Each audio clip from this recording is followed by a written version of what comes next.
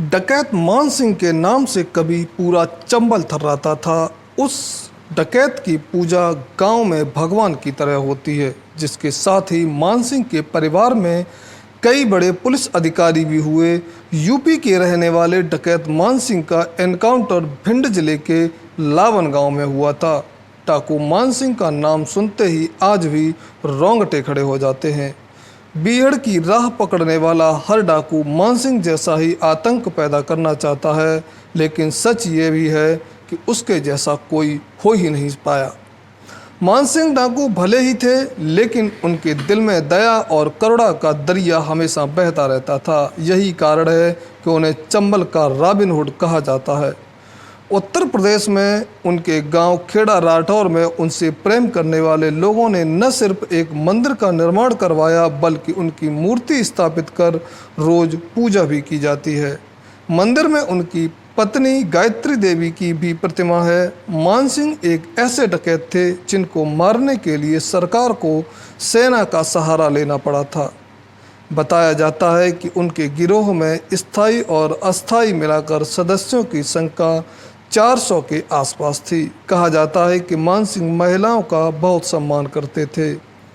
कई बार डकैती के दौरान यदि खेड़ा राठौर के आसपास की लड़की सामने आई तो पैर छूकर उसका पूरा जेवर लौटा दिया।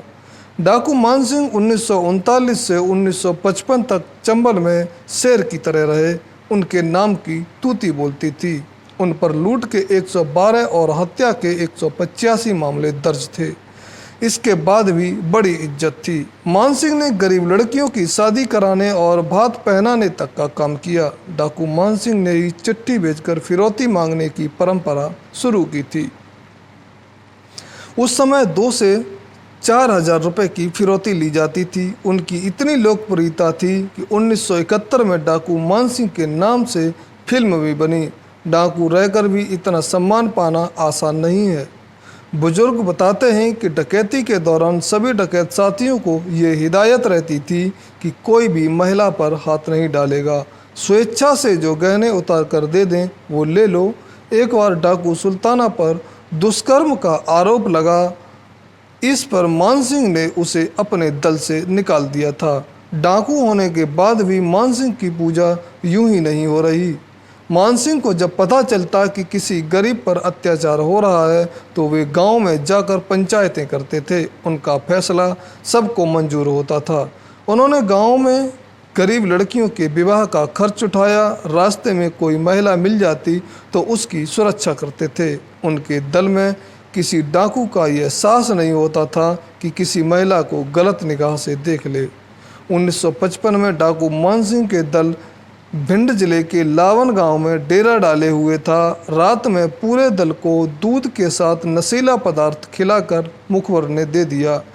सभी डाकू अर्धबेहोशी की हालत में हो गए। इसी दौरान पुलिस आ गई, गोलियां चलीं और डाकू दल का सफाया हो गया।